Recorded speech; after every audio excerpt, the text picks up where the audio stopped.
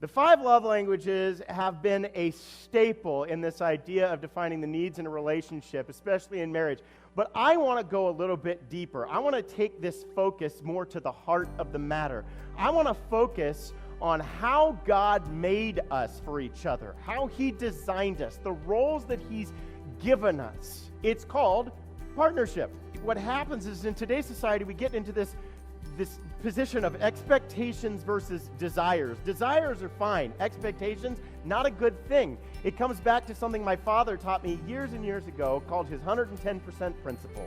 In a marriage relationship, you choose individually to give 110%. You go above and beyond, but you do not have any expectations in return. It's not this 50-50 thing. A true God-designed partnership in marriage is 110% zero, because a successful marriage is going to apply this, and it's going to couple it with this idea of the principle of partnership. Because relationships in marriage were actually created and designed by God to be a servant-based, spirited relationship. You are to come to an understanding now that you are meeting a need that they don't have. And if you choose to listen to your spouse, if you believe in your spouse, if you serve your spouse in their needs, what happens is you tend to have a pretty great marriage. But if one of those levels begins to shut down, it begins to affect all the other levels that come along with it. And then what happens is you get into this mindset where you're thinking that something is wrong with them. Or maybe vice versa. They begin thinking something is wrong with you.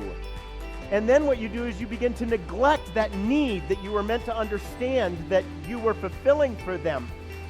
And when you neglect that, what you're doing is you are shaming their God-given need that He's given you to them to fulfill. And that is a big problem, because this is how God made us. It's how He made them. It's how He made men. It's how He made women. It's how He made each of us. And we have these needs. And when we are brought together, we are a gift to our spouse to help meet some of those needs, and we don't want to shame them. This is why a servant-based marriage equals pretty good success, whereas if it's a selfish-based marriage, you're probably putting yourself through hell. Being a servant-based spouse is simply meeting the basic needs that you know your partner desires.